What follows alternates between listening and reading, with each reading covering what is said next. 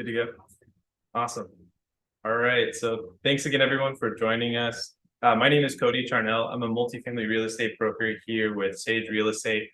We host these events monthly as a way to educate our clients and real estate investors locally. So thanks so much for joining us. Today, we have an awesome panel of experts. We're going to talk about the big wave of commercial loans that are going to be coming due or adjusting. So this has been a hot topic that we've been getting a lot of calls about. So we have David, commercial loan broker, and a couple of syndicators here. And I'm going to turn it over to them so they can do little introductions. Why don't we start with you, Brad? Hello, my name is Brad Johnson. I own about 300 apartment units here in Long Beach. I started 10 years ago accumulating apartments. I bought a 4-unit apartment building. That was how my initiation into apartment ownership. So I know there's people here who have just started or are working towards their goals to continue to invest. So happy to talk with you afterwards. But anyhow, so I have kind of a small family office now, and we just continue to reinvest cash flow from our existing portfolio. Perfect. And Matthew. Yes, I'm Matthew Firth, the managing director, excuse me, at Urban Air Investment Partners. We're based here in Long Beach. We own approximately 200 units in Long Beach, San Diego, Newport Beach, and then we own a property in Tucson, Arizona, an entitlement play. Been in Long Beach since 2011 and syndicate also, but mostly high net worth investors. Perfect. And Thanks for coming out. I'm David Guevara. I'm a loan broker with Momentum Capital Group. We're based in Newport Beach, and we focus primarily on multifamily loans in Southern California, although we do also do commercial, office, retail, industrial, and multifamily loans nationwide. I've been doing this for a little over 7 years now. Worked with several people in the room here, and like I said, most of what I do is Southern California. I would say primarily Long Beach. I'm also an investor myself. Cody sold me a couple of buildings, so I'm aware of what's going on in the market, and here to help. perfect. So before we get into like predictions and stuff, can you guys just give me kind of a brief rundown on what you're seeing in the market today? What does it look like out there? Okay, I'll go first. In the market, I don't know, the interest rate environment obviously moves so quickly.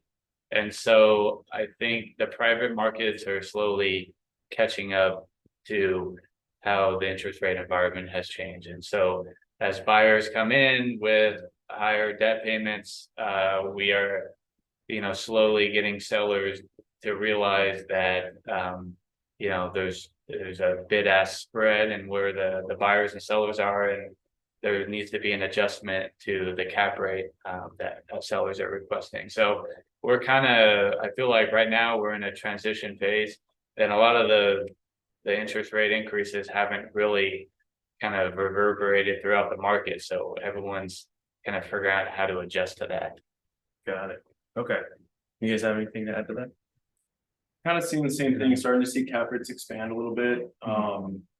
And for a while there was a lot of buyers that just wanted to sit on the sideline. We're starting to see, at least on my end, I'm starting to see people, now that the market or the interest rate environment kind of seems like it's leveled out for now. Buyers are starting to get more interested in buying again. So we'll see how much more cap rates continue to expand. I don't know if we're going to continue to see that or not, but yeah, I mean, it's a completely different market than it was a year ago. Okay. And David, you're really plugged into the banking side of things. Can you just explain to us, I guess, what was happening in 2020? Like what types of loans were being written, and kind of what's happening with banks today?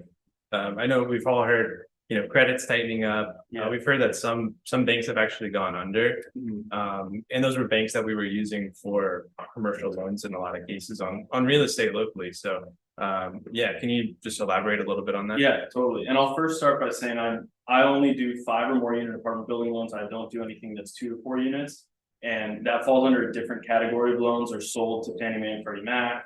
For the most part, on the conventional side, And so what we're talking about today is just the stuff that's held on banks and credit unions and agencies, balance sheets that falls separate from the 1 to 4 unit, space.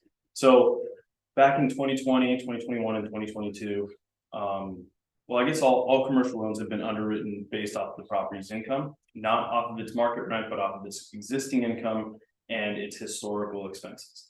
And so every time a loan is underwritten, we're looking at how much of a loan payment can this property's existing income pay back. With that said, rates being as low as they have been over the last few years, now with the rates shooting up as quickly as they have, when you underwrite the same loan amount but with a much higher interest rate, the amount or the payment would go up so much. And since we're constrained by a certain debt coverage ratio, which means we want to make sure that the property stays profitable by about 20%. Now you're basically looking at a loan cut. So the maximum loan amount you can get for the same amount of income has dropped because interest rates have increased. And so the issue that I guess we're going to be kind of talking about today is all those loans that were originated based off of a low interest rate. If the rents did not continue to rise to offset that difference in higher interest rates, now when it comes time, when those loans adjust and it comes time to refinance, your $1.5 million loan you may only be able to refinance $1.1 million. And so who's going to make up that gap of 400,000? You, the owner. And so that's kind of a problem that is going to be, I guess, coming forward in the next year or two. Got it. Okay. And so with the commercial loans, you mentioned a couple of things. So you mentioned debt coverage ratios. Yep. And we also know that commercial loans aren't fixed for 30 years like they are with residential loans, like you were mentioning. Right. Can you tell us, like, starting in 2020, what types of loans were people getting? Like, what were the fixed periods that we were looking at for those types of loans? It was normally a 3, 5, 7, or 10-year fix. That's the majority of apartment loans, especially locally, are going to be 3, 5, 7, or 10 years fixed, with the sweet spot usually being a 5-year fixed loan. 10-year fixed were much less common because we did have such a big run up from 2015 in value all the way up to 2020. That is, as soon as 2020 came around, most investors were saying, I want to refinance in a year or two or in 3 years when my value is even higher and pull more money out and buy another one. So most people were not getting 10-year fixed loans. It was mostly 5-year fixed, I would say. Gotcha. Okay. And kind of turning over to you guys. So you guys have done a lot of deals over the last few years, and we've worked with syndicators as well. Syndicators make up a big portion of who's buying apartment buildings, especially value add deals in Long Beach. So I know syndicators, they're typically buying properties that have really low existing rents, and commercial loans a lot of times weren't, it wasn't possible to get a commercial loan on a building because the rents were so low. So a lot of syndicators were using bridge loans, right? Can you guys explain to us a little bit about how that works and what the strategy is with the bridge loans? Yeah, sure, I can take that one. So we're in escrow on a deal right now with a long-standing relationship that we've done deals with named Arixa Capital. And it's private money, but it's backed by some pretty big names. So it's kind of quasi-institutional. They still operate much like a hard money lender, but with a little bit more sophistication. But I mean, yeah, they're financing approximately 70% of our total budget, including all of our renovation costs and the purchase price, usually for about 2 years, with some extensions, of course. And yeah, they give us a draw when we're renovating the property as we're going through the renovations, and then we typically are selling to pay them off. Although we can refinance, although as earlier mentioned, it's becoming harder to cover without coming out of pocket to pay it off. Gotcha. Yeah, so the bridge financing that they're talking about, you have an initial loan, and then you have different buckets of capital that you can pull from for your operating reserve or for your capital expenditures or I don't know, you generally you drop a business plan and the lender will give you different buckets of money to pull from. I think the problem with that is that, what some people will be facing today is that, if you bought, a year ago and you underwrote a business plan, to renovate the property and achieve a specific rent. But then all of a sudden, you're not going to exit at a 4.5 cap. You're going to exit at a 5 cap or 5.25 cap. That's going to impact your value. So you're going to have to either, sell the property and, maybe not achieve some of the hurdles or the profit that you expected. Or if you decide to refinance, sometimes, what lenders are doing more today are cash in refinances where maybe you have to pay down the loan balance.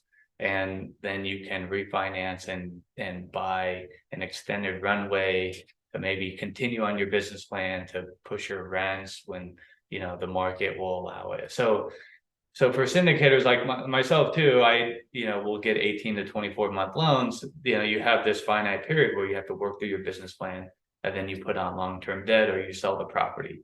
So because the cap rate environment is changing, that's going to impact those individuals who bought with those specific business models. And they weren't, and I guess when all the equity dries up or you're at a pivotal moment, you tell your investors, hey, we have a 36-month 24-month business plan, but then you kind of hit this inflection point where you're like, hey, are we going to extend this business plan, or are we going to just cut our losses, or are we going to sell and return our capital back? And you hit a 2 IRR, but at least everyone got their money back. So it's it creates a bit of a inflection point in the business plan that you have to resolve. Gotcha. Okay, so just to kind of summarize, it sounds like the bridge loan is a shorter term loan than what you typically get. You have to have a business plan, right? Showing that you're going to take the building from how it's operating today with its low rents up to a point where you can either refinance into conventional financing, or you're planning to sell it at a profit, at a cap rate that the lender can see and it makes sense. So that's, I guess, the shortest term loan in the commercial loan landscape. And then we have the 3, 5, 7, and 10-year fixed rate that David was mentioning. So David, can you tell us a little bit about what rates bridge loans we're getting, where they are today? Yeah, we were doing back in 2020 and 2021, there was a period where it got a little bit more competitive in 2021. But back in 2020, you were looking at like 850, 890, 899, and then in 2021, early 2022, we were doing like 7.5% for a while, and then now it's shot up all the way to anywhere between 9.5% to 11.5% for a lot of these. Got it. Okay. And a lot of that depends on the leverage too, and the size of the deal. And how much I guess how many things have to happen in order for you to be able to get out of the loan. If it's a higher risk loan, obviously they're going to price it up. It's private money, so they're looking for a really good return. Okay. So these investors were taking out loans at like 7-8%, interest only payments. Interest only. But usually, would you say 12 to 24 months? Yes, 12 to 24 months. And then they were expecting to refinance. And this was, I guess, going on from 2020 all the way through 2022-ish. Yes. And even before that, yeah. But since they were usually like 12 to 18 or 24 months, the ones that would have happened before 2020 probably already refied. Okay. Either 2021 or 2022. Got it. Okay. So I've heard out of state, like there was a big investment group in Houston, I think, where they were basically raising funds and using floating rate debt.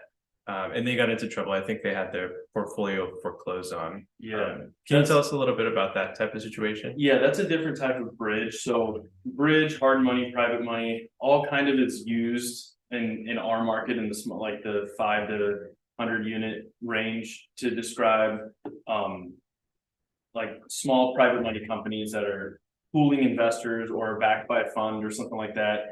And they're lending not based off any debt coverage ratio. They're just lending based off of the equity in the property and looking at what's the exit strategy. There are also institutional bridge, so like a lot of life companies that will do large multifamily loans, also the agencies and the seller servicers, so like Fannie Mae, Freddie Mac servicers will have like an in-house on their balance sheet, like a 3-year bridge program where they're, capped at a certain, like a 60% loan to value. But they're underwriting based off of pro forma rent, so it's a little bit more involved. It still takes a full 60 days. It's not like a quick like 10 to 14 day close. It falls under a different category. And so there were a lot of those were like 3-year floating terms where every 30 or 90 days, depending on the loan you got, the rate would be changing. So it wasn't fixed at all. Got it. Okay. And so you guys are familiar with the syndications, in state and both out of state. So can you explain to us maybe what happened with these guys? Why they get into hot water? Well, part of it is like when, you look at what your expected interest payments are going to be, and you look at, there's platforms online that kind of show you what the projected SOFR curve would be, is that no one expected the SOFR curve to go up that drastically over such a short period of time. Sorry, can you explain this? Just dumb it down for us. The SOFR curve, it used to be the LIBOR curve, which was like the London Interbank something offer rate. SOFR, I don't know what that stands for now, but it replaced that. Secured overnight funding rate. Yeah, so essentially it's a lot of banks use it as kind of a benchmark of what their cost of capital is, kind of, and then they usually charge a premium over that SOFR rate.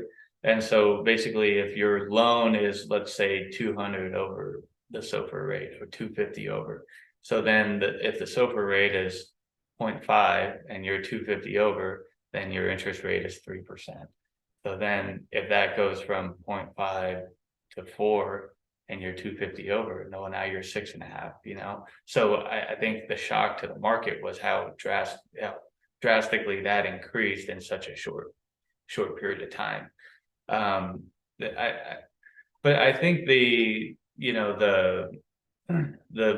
bubbles, I guess, are also nuanced to specific markets. And so there's certain markets, Houston or Austin or markets that are kind of experiencing negative rent growth or more flatline rent growth, or, Phoenix generally has a supply issue right now. And so you're seeing pullback in valuations. So, in Southern California, maybe there's not as much exposure. There's not as much supply exposure. I think we're going to have pockets of people who, had aggressive business plans that weren't able to achieve them, and the examples that we quoted before. But anyhow, so yeah, you're syndicating a deal. You have you think you're going to still hit 5, 7, 10% rent growth. All of a sudden, the music stops. The SOFR curve goes up. Now your interest is 6.5, and you thought maybe you'd be paying 3.5 or 4. Your operating costs are higher, you're paying higher salaries, your insurance expenses up 30-40%, and kind of eats away at your cash flow. And then you got to make a decision. Hey, am I gonna put more money in, or are we gonna just call it quits? Got it. We hit on some really good points. So just to kind of summarize, so you're saying, real estate markets don't act the same throughout the country. So if we're seeing these news headlines where, big syndicator in Texas is going under because of floating rate debt or adjusting debt, that doesn't necessarily mean that in Southern California, we're going to face the same issues. So you mentioned interest rates going up. So that's kind of across the board, what everyone's dealing with. But you also mentioned rents. So in a market like Texas, where it's really easy to add additional supply because there's so much land, it's so investor friendly. Markets like that, a lot of investors were coming in, building aggressively, adding so much supply that rents actually fell. Is that right? Yeah, it's in the process of falling. But yeah, you're adding a ton of new supply to the market. I think you also look at the syndicator model, and we're raising money from friends and family, from acquaintances, from high net worth people. So everyone has their own different pool of people that they know and that they are familiar with. So maybe your maybe a more novice syndicator, or, you've only done a handful of deals, and, you took money from people that you don't know that well, or maybe there's circumstances in their life that changed. And so now when you go back to the well and you say, hey, you got to put in an extra 50 because, or 100, or whatever you're responsible for, because, our interest payments are higher, and we need more cash. And the guy says, hey, or the person says, hey, we don't have it, or I'm looking at the, projections of this deal, and I don't want to throw, good money after bad. So that's when that business plan is really challenged in times like this. Got it. So the dreaded capital calls. Yeah, that's Yeah. I think the main takeaway from what happened in like those situations in Texas is things start to fall apart when people have to make a decision. So it doesn't matter if the value of your property tomorrow drops significantly, if you have the time to just sit on it and wait for it to come back. You're not going to see a ton of foreclosures for that reason. But in those situations, since those loans were adjusting constantly, the squeeze in interest rate, they felt it immediately. They didn't have to wait for their they didn't get the luxury of waiting for their 5-year fixed period to expire, their 7-year fixed period to expire, to start feeling that. They felt it right away. And that's why you see that was one of the first things that went. And so same thing goes for, if rates go up, but your rate is fixed and it's low, and then they come back down by the time it's time to refi, none of this will matter. But assuming that doesn't happen, there's no indication that rates will go as low as they were, when those fixed periods start to expire, when that bridge debt that we were talking about earlier, the private money bridge debt starts to come due, that's when we'll start to feel it. Gotcha.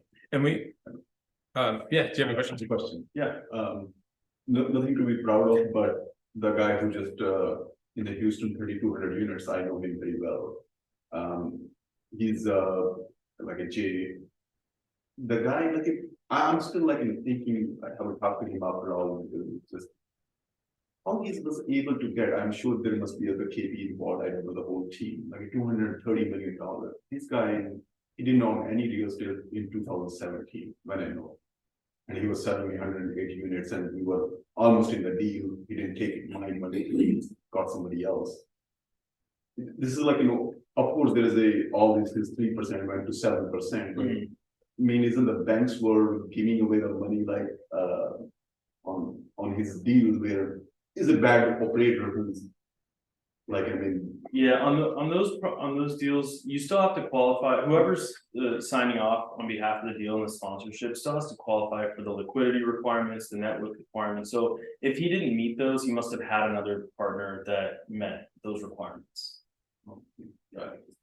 that's what there's Yeah, no, you can't. Yeah, you can't just go unexperienced and go buy that level of property. Yeah, he must have some KP, but he was a lead sponsor who was just all over the news and everything. Yeah. This guy is just, Man, he made some big moves in a couple of years. Yeah. That's very impressive. 4 years you're taking down that kind of 1,000 units, and there are a lot of those kind of operators, especially out of states, who are just I think the market helped them. They are not, kind of giving, Yeah, you couldn't go wrong for a while. You can buy anything and look genius. Yeah. And Yeah. And so one of the things that we've always told our clients who are investing locally is it's very geographically constrained here, and it's very difficult to add enough supply to make rents crash. So I think that's one good thing if you own property in Southern California. Rents, for the most part, are going to be pretty consistent.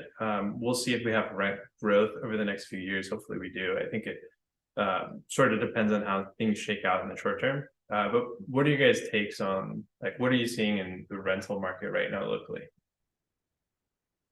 I mean, all of our stuff is pretty new. So like I was mentioning earlier, once we renovate the product and release it, it typically set the benchmark for the area. And then we're usually selling. Yeah. So and you guys buy it in nicer locations, right? Like some A areas as well. We try to, yeah, we try to. We've owned some in some might say C neighborhoods, but we try to stay in the B plus neighborhoods. Okay, gotcha. Yeah, so I mean, our rents like, for example, we're leasing up a building on First Street over near Orange. I think our pro forma was something like $1,700 for a studio. We're getting 2,000. So, and that was a year ago that we bought that deal. So, I mean, again, it's a different product. It's the first time someone's ever living in this unit, brand new everything. So it's a little bit different than, owning it for 3 years. And can we keep pushing that? And Yeah. I don't really know. Gotcha. And then, Yeah, so I'm mixed between A to C neighborhood, but I think for a while we were pushing close to double-digit, high single-digit rent growth. In my portfolio, I kind of see things leveling out a little bit. I don't see us pushing through as big of rent increases this upcoming year. But still, we're gonna kind of at least keep up with inflation, and continue to push rents to market. But there's some OMs I see coming out, and they're still pushing rent growth in that kind of 10% range, and it feels like we're not going to be at those same levels.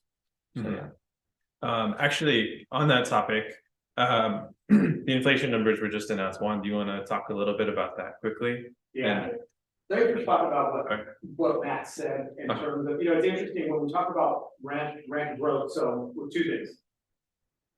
According to CoStar, they expect for rents to continue going up through 2027, according to CoStar. Okay, so they have a lot of data, a lot of like analysts there. So that's a very interesting thing. But if we take Matt's example of, hey, our units are so nice that we're getting this much higher rent. That's a very separate thing, is that I think that the market or the rental market is hungry for what I would call like A-class unit, like A type of units. Because if I'm a renter, I'm used to very basic type units, and then I walk into Matt's or maybe Brad's type units, and I've never seen something like that in my neighborhood. Am I willing to pay more? The answer is yes. And so it's interesting, like if I were talking to Matt's like, man, I'm getting 2,000 for a studio. That's shocking to me. But then we have to like, well, why is he getting? Well, because he made it really nice. Is mine really nice? Probably not. So all of a sudden, I may not get that 2,000. So that's so I guess if I'm thinking rent growth, according to CoStar, it's going to go up. But if I'm a landlord, I'm thinking I must make my unit so nice that I could continue kind of that positive rent growth. Is the way that I would look at it. So part two of it. So just last week, we know that the amount that we're able to raise rents in Long Beach or the state of California based on the statewide rent control is 5% plus CPI. CPI was just announced last week. And so now we're in the last 12 months, we were able to raise rents by 10%. Okay. Now it's down to 8.8% starting August 1st. So, but even 8.8, when any of you guys in investment, if you were able to continue raising up that, I'm be happy. Or your investors, I think, would be happy. I think the lenders would be happy. Whether we're able to even that's the one part we haven't even gotten to. Although we're allowed to go to 8.8, will the market give us 8.8? Now, in some situations where the rents are super low, granted, you're probably going to make that up. But it'd be interesting to see if you're already at market rent, can you go another 8.8? And you guys may not think so, right? But anyhow, so moving forward, 8.8 is going to be the new number. It'll take a while for people to find out if that's going to be the new starting in August 1st. Yeah. And one thing I want to add really quick that I love about Matt's strategy. So in Long Beach, they're big brand new construction towers where there's studio units. Those studio units are renting out for $2,700 a month. They are brand new. They do have amenities, but some tenants may not care about the amenities. Like some people may not use a dog washing station or like the communal barbecue area or the gym or whatever. But they may want to live in that neighborhood and they may be willing to pay for a quality rental unit. So their options are, I can move into this tower and pay $2,600 a month for a brand new studio unit, or I can move into Matt's building, pay $2,000 a month for something that's probably comparable quality in maybe a building that's cool, Spanish style. You can be in a nice, like Long Beach feeling neighborhood. So I do really like that about that strategy. And I do also agree, like if you're putting out something quality, you can push rents in Long Beach right now. So, so that's really interesting. Okay, so we talked a little bit about the shortest term debt out there, so the bridge loans. David, can you tell us like the more conventional loans that are gonna be coming due over the next couple of years. You know, a lot of those interest rates were in the low threes. Now we're looking at stuff close to 6%. Is that right? What's the difference in payment gonna look like for those people who when their rate adjusts, and I guess what are they gonna be facing? I'll give you an example right now. So a 3% rate on, let's say, $1 million loan.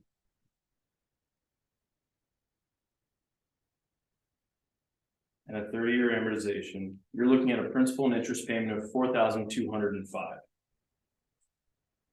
On the same loan, 6% rate.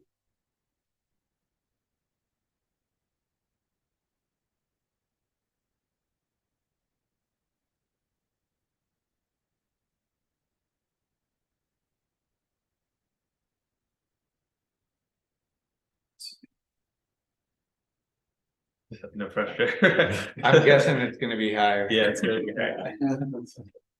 Whoops. Hang on, wait for it.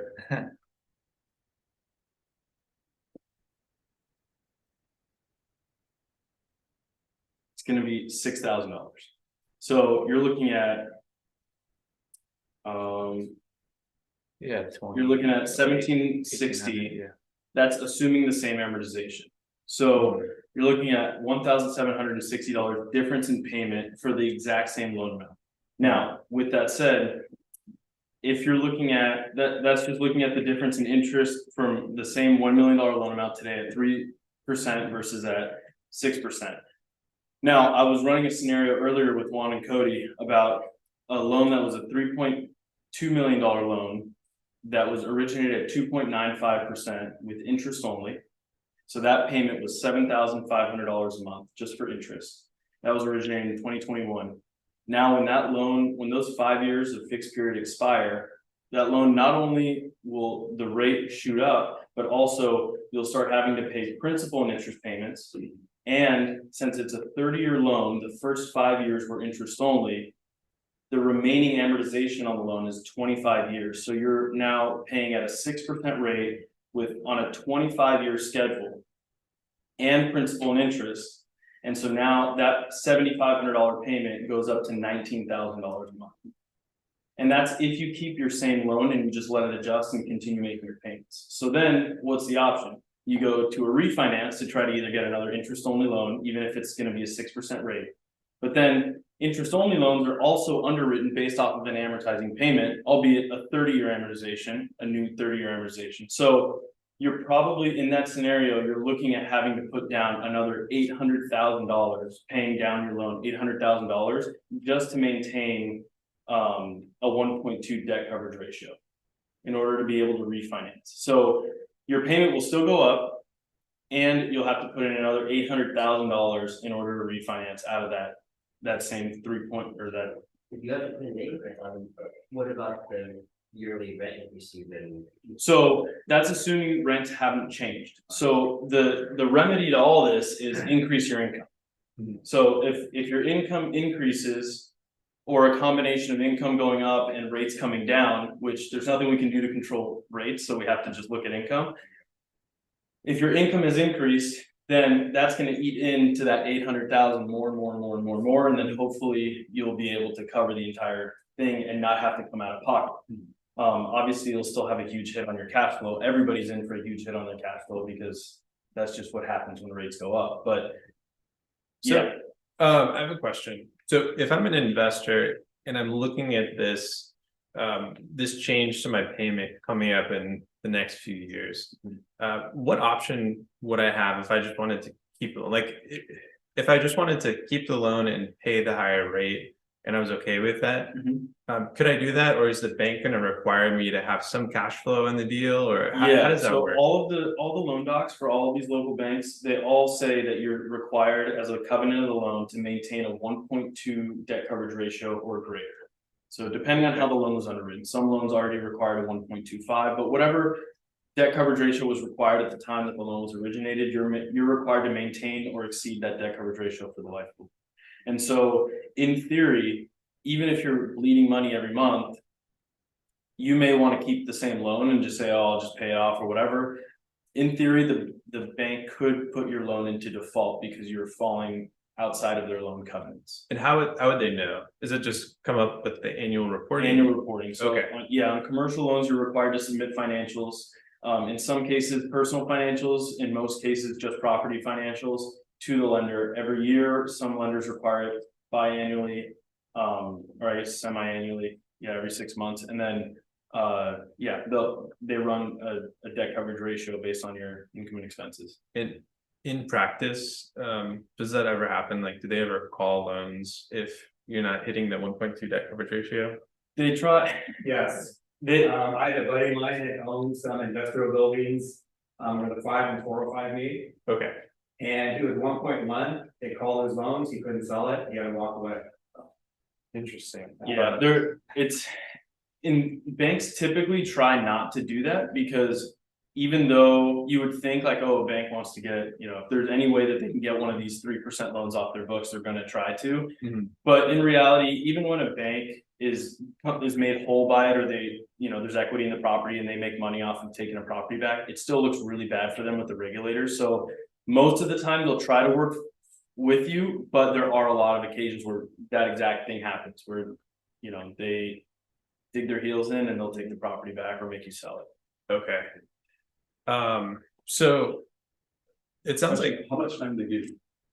It depends. Sometimes it's 90 days. I mean, the foreclosure process takes a long time, but normally when a default is triggered, you got 90 days to pay it off. Usually what happens, I mean, I'm just thinking about this from the bank's perspective. So if I'm a bank, I lent money out, that borrower had a 3% rate fixed for whatever amount of time, it goes adjustable. Now they're paying me like 6%, make it a round number. They're no longer hitting the debt coverage ratio, but they are making the payments. Am I going to make them or like foreclose on them just so I can lend out that money again to someone else at 6% again? Is that? yes, so even though people are still making their payments, banks still have to stay within, they have to abide by their loan docs. Okay. And all these banks are heavily regulated, and all these loans are audited every year, every couple of years.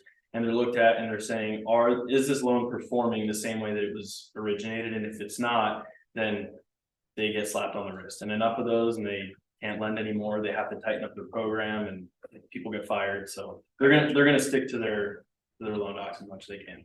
I see. Okay, so one stat that Juan actually pulled from CoStar is the number of loans that are going to be adjusting in Long Beach over the next few years. So there's about 7,500 apartment buildings in Long Beach. In the next 12 months, about 159 loans are going to be adjusted. So it's not a huge number of loans here. And of those, we don't know how many people are going to, I guess, be underwater on their debt coverage ratio.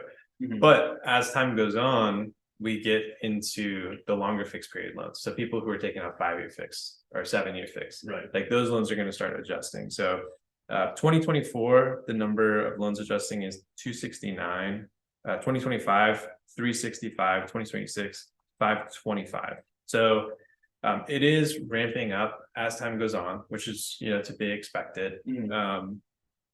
But we don't know what's going to happen with the interest rate market. So we don't know if rates will come down.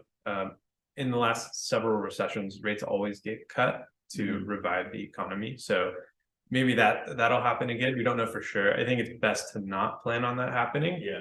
And if you are an investor in a situation where you are going to be underwater once the rate does adjust, you need to plan on getting your income up quickly or figuring out a way to insulate yourself from getting foreclosed on. So Brad and Matt. So Matt, you had a good strategy, which was do the luxury renovations and command over market rent. Are there any other strategies that investors can look at doing to, I guess, just ramp up the income on their buildings or kind of insulate themselves from having any issues? Yeah, I think it's proper planning. So knowing your future capital events.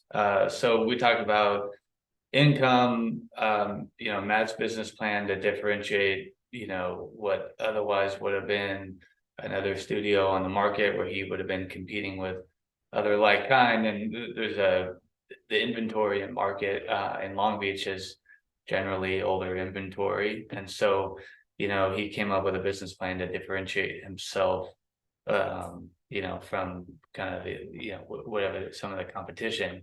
But we talk about there's a way to manage expenses, when you're bidding insurance and I don't know, you're kind of managing your utility intake and whatnot. And so, you can kind of manage expenses to increase your cash flow, keeping up with your rent increases if you are under market to, kind of continue to push rents. And so you don't miss out on maybe a year you forgot or you missed a 9-month period.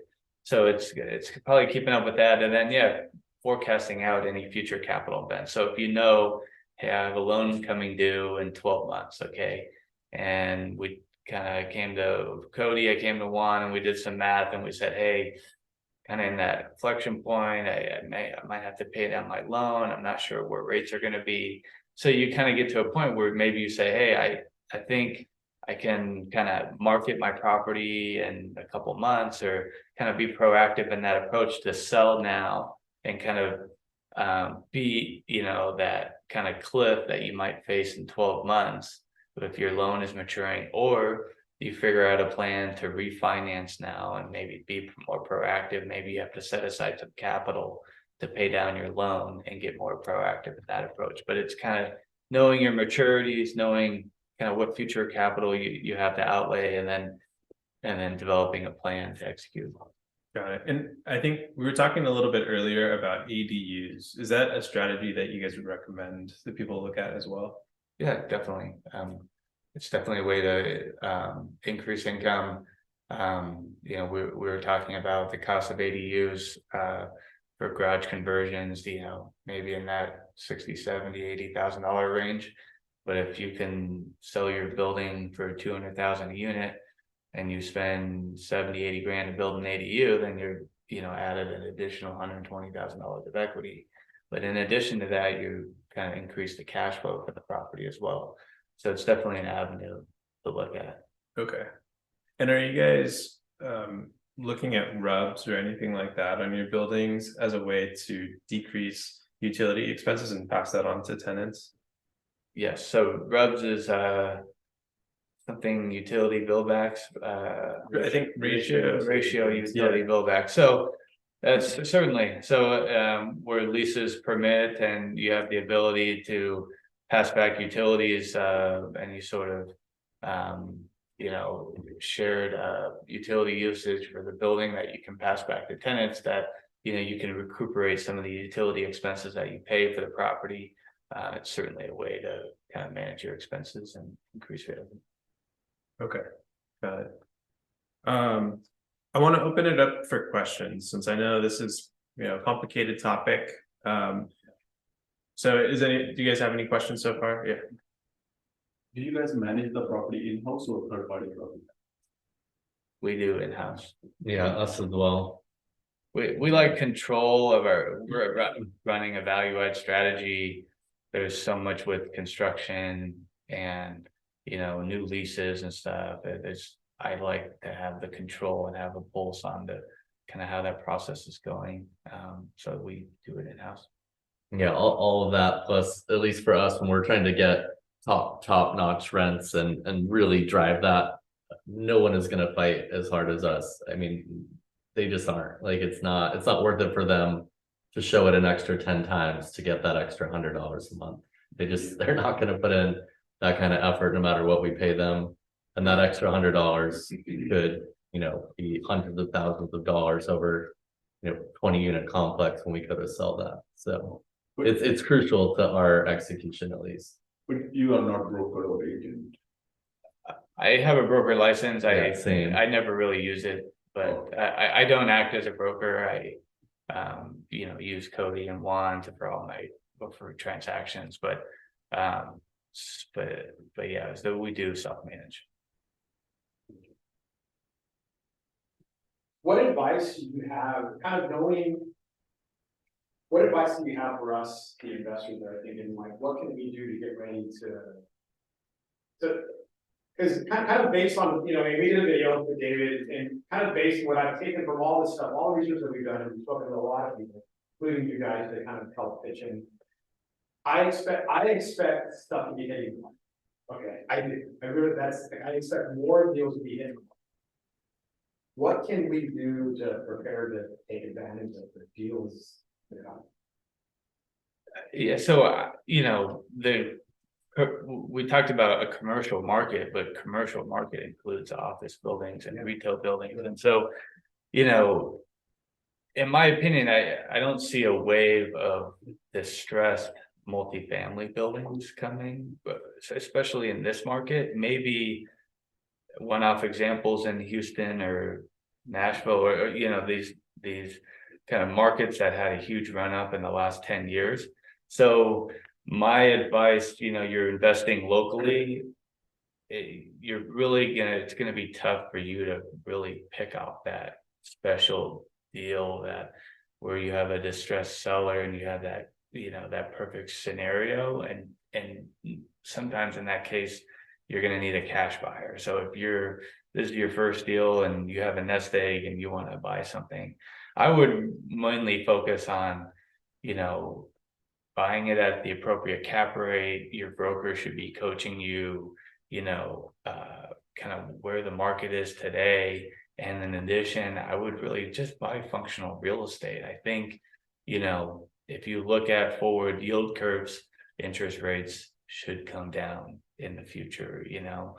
And so it's kind of a unique opportunity if you have a long-term business plan and you buy in the next 6 months and 3 months or 9 months, that in general, your debt service should be lower if and when you decide to refinance in the future. So if you're buying good functional real estate, you have functional units, you know, you're investing the appropriate amount of capital and you're building, again, you come up with a business plan. Hey, you know, have a studio, but we're going to do X amount of improvements. This is how we're going to separate ourselves from the market.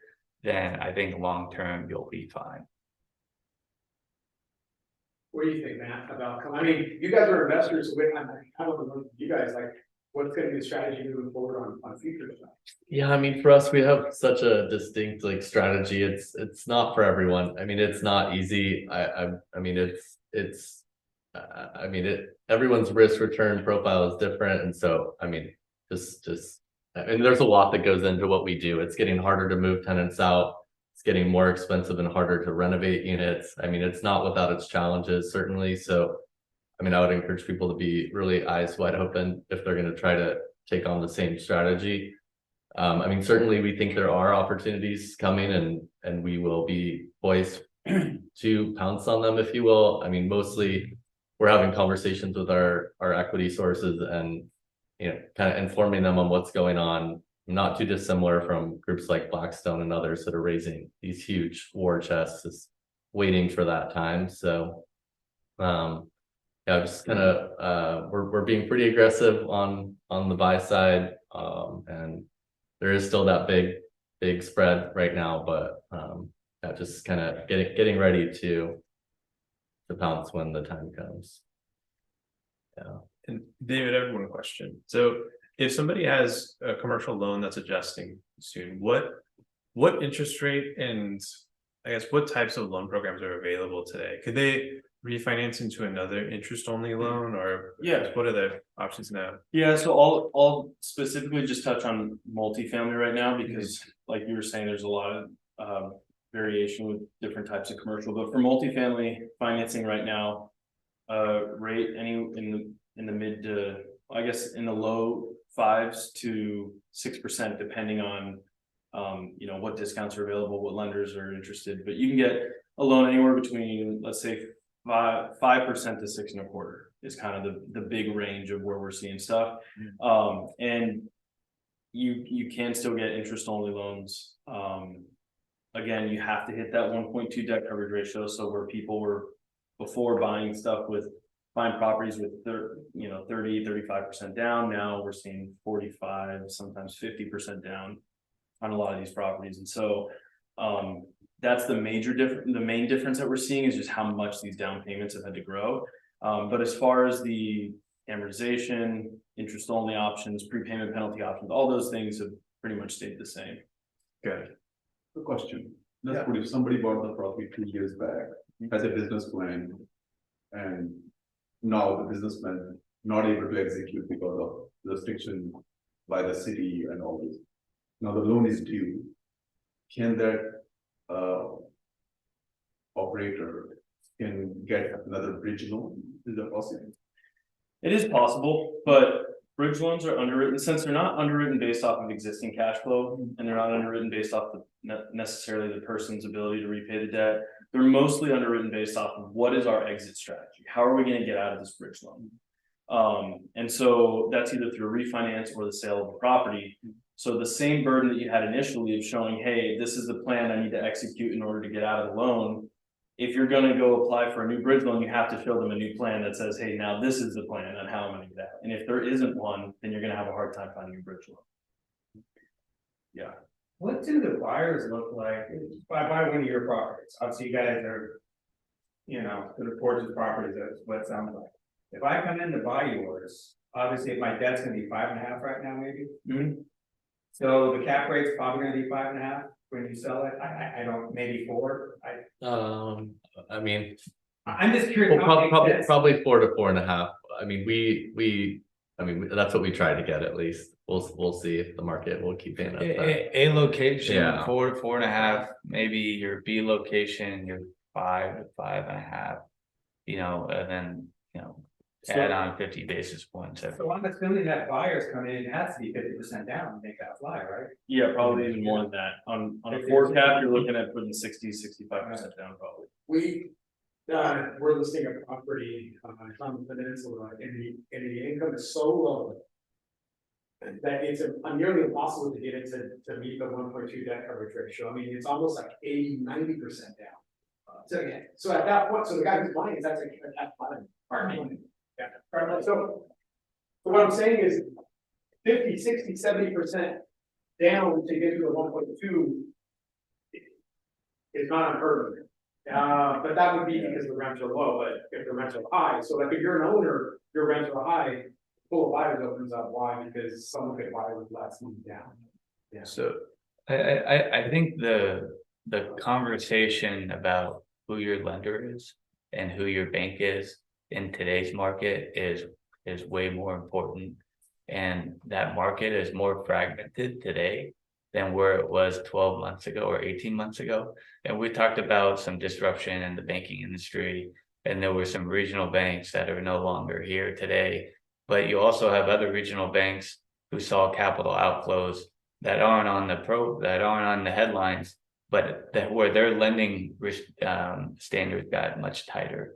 And so a broker today, especially for new loans, is really going to be able to assist you in finding pockets of money and finding sources that still have liquidity and are willing to, you know, continue to lend in today's environment. So, you know, if you had a list of 4 or 5 groups, I think the list today is 10, 15, 20, maybe more, you know, credit unions, groups that you probably haven't heard of, but have available funds to lend. And, you know, certain, especially too, when banks want to win deals and they like deals, they can generally get more competitive. And so I think you're gonna, in today's market, especially in finding a loan, I think a loan broker, it really pays its dividend in finding you the best deal. All right. I would agree. Yeah. One thing I've been seeing more recently as well is buildings selling with assumable debt. So they're selling, you know, with 3 or 4 years left on their fixed period with a really low rate from a couple of years ago. So are all commercial loans assumable like that, or is that something that people should be looking at doing? Yeah, they're not all assumable. I would say it's half and half. It's just a bank specific. Yeah. No, go finish what you're saying. Yeah, it's just bank specific. So some banks will have assumable language in their docs and others won't.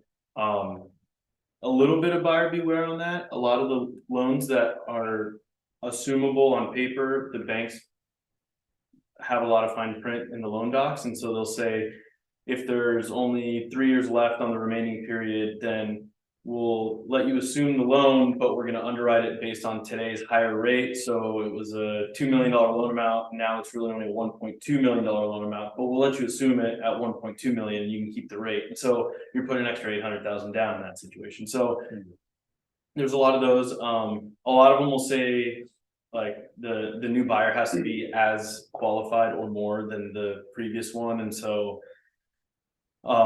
yeah, there's just a lot of ways that banks will try to find their way out of it, but it is, I mean, it's, if you can find one that's a legitimate assumption, it's a great opportunity. What about, and sorry, we'll get to your question in just a second. But what about a second? Like if a seller wanted to sell the building with the loan and carry a second to help that buyer make up the funds, is that something that they would allow? Almost all commercial loans have language in the loan docs that says there's no junior liens allowed. Occasionally you'll see some, like on the agency loans, Fannie Mae and Freddie Mac will sometimes say you're allowed to have a junior lien, but it has to be from us also. And so you can, you have to go back to the same one, and sometimes they'll do what they'll call, it's called like a supplemental. So Fannie Mae supplemental, and so you'll have a first and a second, but you can't just go out and get like a private money or like a seller carry second and put it behind these loans. It's very, very rare that that's okay. Gotcha. I was gonna see if you wanted to open it up to see if there's anyone Yeah. that, in Zoom that has a question. We had a question earlier, but it was actually answered. It was regarding the ADUs. Okay, great. Yeah, Question regarding, we're talking about the big opportunity. Is there any real big opportunity coming? Because right now interest rate went from 3% to 6%. Back of the napkin, the payment, if you want to match the payment, every 1% increase, the property value need to become down 12 to 15%. That's like how I just calculated, like if it's a $1 million loan now, same $1 million loan, the bank will say, I don't only gonna lend you 650 on that one. Right. So 35%, properties are not 35% down. Like it may be 10% staying on the market a little longer and everything. So is there any real big opportunity coming, or are we like, thinking I that think big so. opportunity, maybe there's no gonna be no opportunity. Let's put it, the market stay like this. And maybe next year, let's put for the end of the year, interest rate come down. Are you gonna, everybody gonna jump back to like, okay, let's start buying, because buyers gonna buy, they're gonna buy like. Sure. So it's. Yeah, I think, so if you're looking at it in terms of like 2008, where there were a ton of like distressed property sales or foreclosures, and everybody was running to the courthouse and buying, single family homes or duplexes and triplexes, all cash. I don't think it's gonna get like that on the commercial side. Kind of to Brad's point, I don't think that there's gonna be like a huge amount of like people forced to sell. What I do think will happen is people that are presented with the situation of they didn't keep their rents up, or they bought a stabilized property and there hasn't been enough rent growth to get them to cover that gap that we were talking about earlier. When it's time to refinance, they have to put cash in. They're going to be a lot more open to selling, and they're going to be open to exchanging that property into something that may have a little bit more upside. They may look, I'm going to have to put money in either way. I'm going to have to kick in an extra $500,000. Should I just pay down my loan on this property $500,000, or should I just go and buy another property that has more upside, exchange into that, and kick in my $500,000 into making that one, the next project? And so from a standpoint of opportunities, and you guys could probably answer this better than me, but what I kind of think is coming is just a huge crop of owners that are going to be more open to and willing and see value in selling rather than just holding. And let me just add one thing to that. So a lot of those owners who get to the point of now I think I'll sell because I don't want to put more money in. Let's not forget all of the improvements that they just finished doing to that property. I mean, we're new roofs, new windows, electrical plumbing. So now if I'm coming in, maybe I don't get the discount that I wanted, but I'm not dumping the money that someone else had to dump into that building. So there's like this, I think people forget about this, the improvement aspect of these assets that you are not going to have to incur when you're able to buy it, So I think Brad's right. There's not going to be a lot of distress situations. There will be, I think, more property sitting in the market, and I think that some sellers will be in a situation where they'll entertain much lower offers than what they want. Yeah, we talked about a difference in the bid ask spread today, but the crux of the market today is there's not a ton of inventory. So we don't have a lot of data points, right? But then when it comes to, hey, my loan's coming due, I have to do something, and I make the decision that I don't want to put more money into the deal, right? I don't want to re-up with the bank, or the lending conditions are tighter. Then I'm forced, then I go, okay, I'm going to sell. Then you have a net seller at the end of the day. I think in today's market, I'm going to dip my toe in the water, and I go, I'm not getting my price. I'm going to go back on the sidelines. But when you get the more natural attrition, when people are more accustomed to, maybe rates are going to stay at 5.5% for a while longer. Okay, well, I've always wanted to sell this property. Now I'm moving to Montana. Let's just sell it, So, but I think the real dramatic opportunities where, you see huge swings in pricing is Houston, or, parts of Austin, where they're seeing pricing declines. In San Jose, there's pricing declines. In those markets, I think you'll really see bigger opportunities where stuff sold for $500 a door, and now it's being marked down 10%, 15% from where it sold from. Yeah, and I think it's important to remember the stats that we talked about. So the number of properties that are having loans go adjustable over the next few years, in the time aspect, because we don't really know what's going to happen with interest rates. So big advice is basically plan for the worst and hope for the best, right? So inventory, like Brad mentioned, is low, and we don't know how many of those owners who have loans adjusting are actually going to be forced to sell. So it could stay relatively low, but we might have more motivated sellers. So it'll be interesting to see what happens over the next couple of years here. The clients that are, my clients that are dipping their toes in the market, we didn't get the price that we were wishing. We're not just doing price. They have the option to say, one, I cancel my listing, I'm out. But the majority of them are saying, I will price will sell. And I mean, I'm having to drop prices. And they don't have to sell. These are people who own it free and clear, but they're like, I think it could help us. I mean, we're all investors. Everyone's like, okay, we want the deal. I think when someone dips their toe, that's the right term. That's what they tell me. Ron, if you don't sell it for this amount, I'm canceling the listing. And then 3 months later, I'm like, I'm sorry, we're not getting enough interest. We thought, okay, well, what do you think? And then they're doing the price adjustment. And also, what's going to happen is just the normal people that list their properties without any pressure for anything. I mean, that always happens. They're going to be hitting the market, and now all the sales are potentially going to be lower. And I believe there's going to be opportunities for all of us. And one thing to mention, guys like Matt and Brad, they're syndicators. So what does that mean? They raise pools of money from folks like you. And so if you can't take down a 20-unit building or a 12-unit building, you put together some funds, you invest with them so long as you qualify, and you can invest alongside them. So if you don't feel confident, like I feel confident in them, I've seen their success.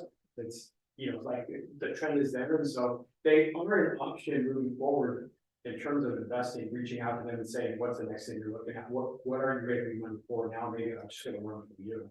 Because that's right, it is tricky. It's not easy. And typically we hear all the great stories and all the money that's made, but they got stories where this one wasn't as great as it was supposed to be. So I'm going to recommend, and we're going to share the information, so you guys will have their info. Any other questions out there? Yeah. Regarding this distressed property, like in last week, there's a San Francisco biggest landlord, the $1 billion, very close, like it is, they were underwater. In Los Angeles, like, I mean, as per my, like, there is a few big funds are in trouble. Those are the ones, but they are not discounting. At least like their broker knows that they are in trouble, but they are not regular. They are still keeping it. Somehow they just keep putting the money. But those are the properties anyways out of the regular folks, out of our reach anyway. Those are like $1 billion. There was a Newport Beach. There's another growth like they in downtown. There's $450 million. They were behind on their payments. So kind of even there's an opportunity. Those are not opportunity for the folk like us. Like those ones. Right. We are talking about like mom and pop like those 10, 20 units guys who are like a couple $1 million, $2 million, they are underwater. That's where we can, and those are the opportunities. So far, we are not seeing that. Right. Right. So yeah, we'll keep it open for questions. Just to kind of summarize though, in case anybody on the live stream wants to drop out. I'm a multifamily broker. If you are an investor who's looking for these types of deals coming up, I'd love to meet with you. Or if you are an owner who has a loan that's going to be coming due in the next few years, we'd also love to meet with you. I think you should talk to me and talk to David, just figure out, run the numbers and figure out what your options are. We can definitely help you figure out a plan to stay above water, make sure you're not in trouble. And then, like Juan was mentioning, if you guys are interested in opportunities and partnering with real pros on deals, these guys are great people to talk to. So there's a sign-in sheet out there.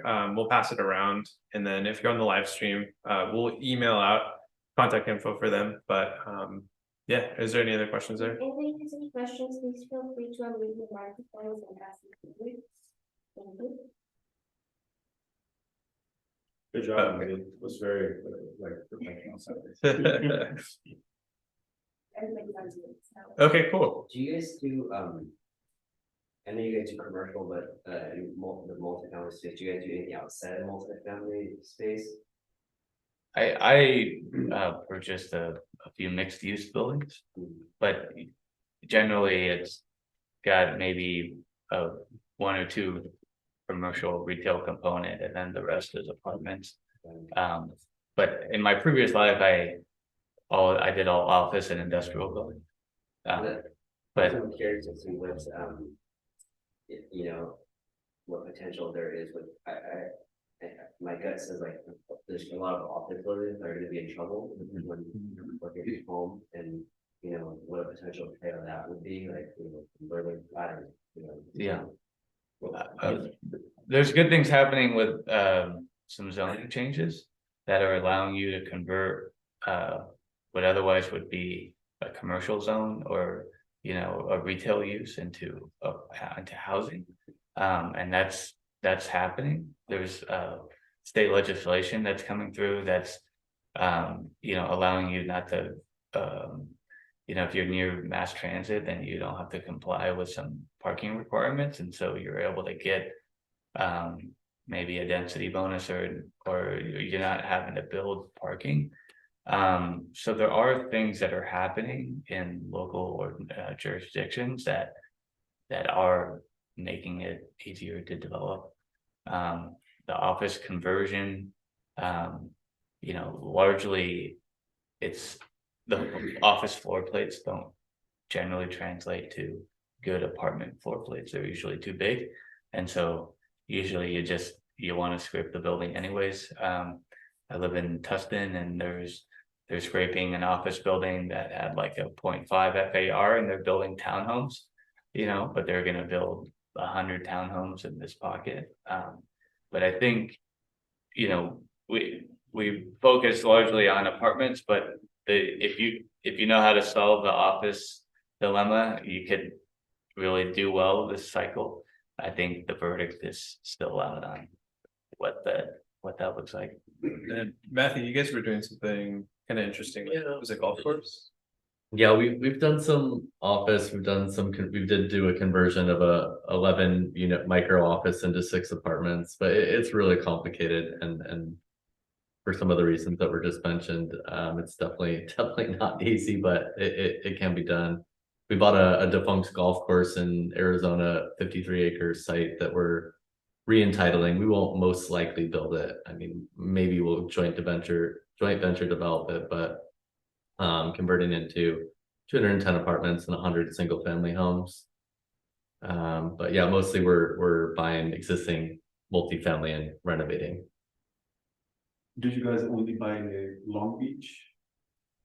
We own an asset in San Diego, Newport Beach, and then the one in Tucson, but Long Beach is where we've done most of our Gardena, deals. so yeah, the gateway markets, I would say.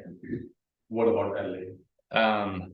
I've stayed away from city of LA, but I would look in Linwood or kind of up the 605 corridor, Downey, Whittier, still open to.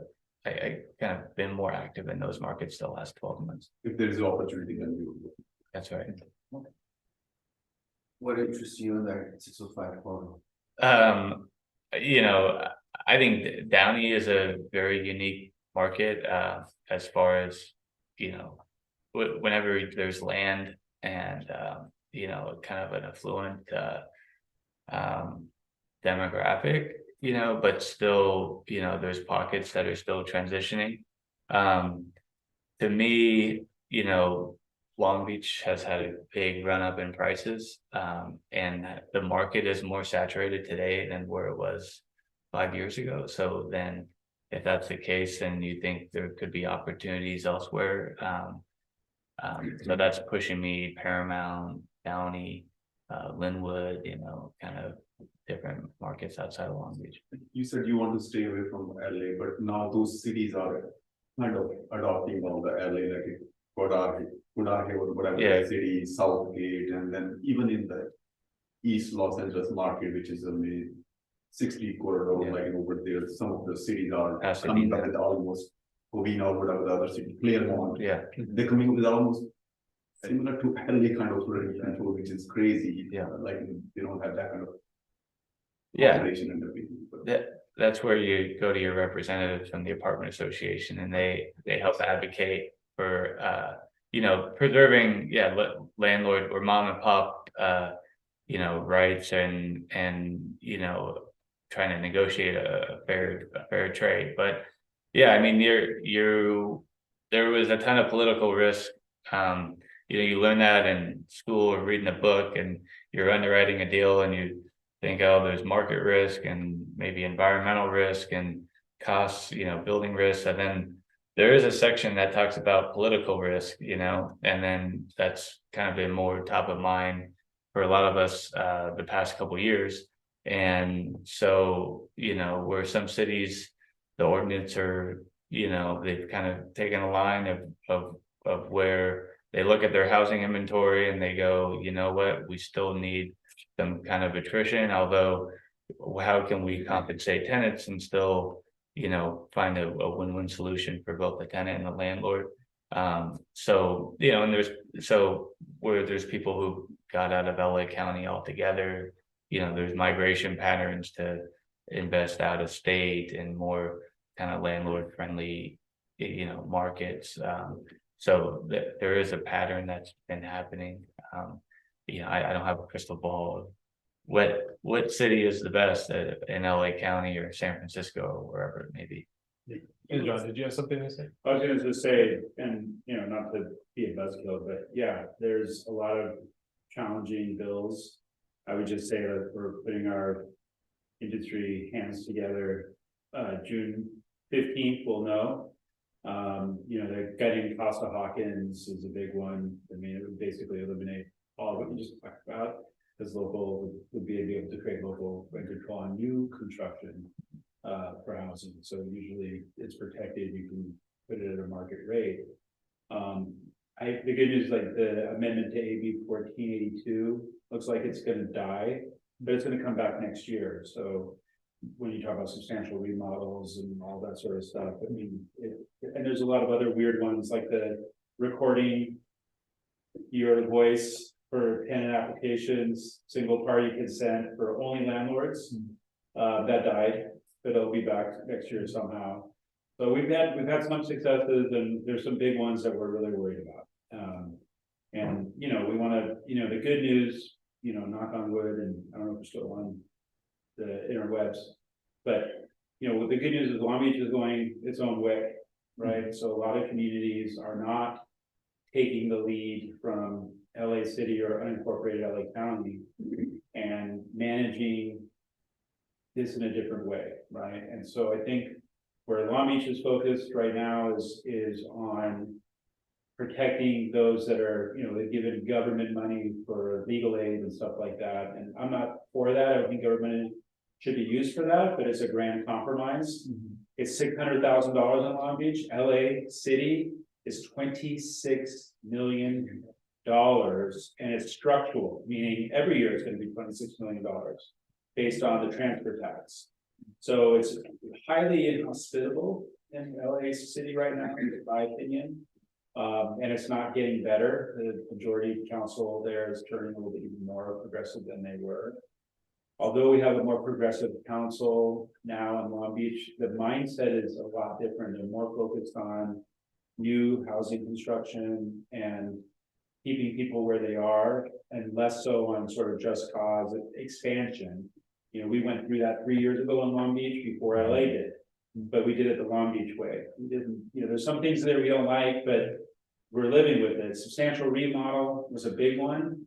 We worked very hard behind the scenes, Juan will tell you. It didn't just happen that way. It was a lot of conversations and we had to give some, but we didn't get a $3 million housing department.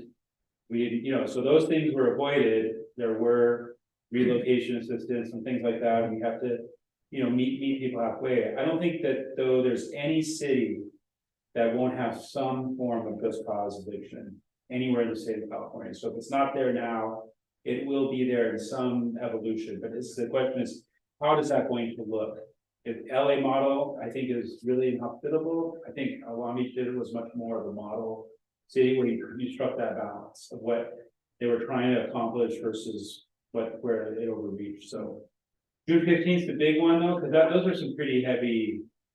And people were very tight-lipped. I was just up there yesterday working the rails, and we didn't have T-shirts and running around everywhere. We were all wearing suits. So next time I'll have to get us association shirts. You know, but I think we're going to be okay this year. I'm worried about next year more than I am this year, but not going to worry.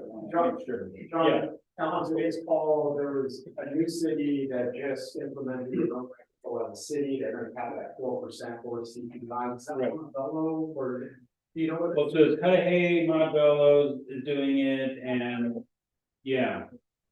So any city can do rent control. We defeated local initiative. The council. That's the other thing I want to tell you. Like anytime the council could do it tomorrow, they can put a rent control down. They haven't, and because they understand.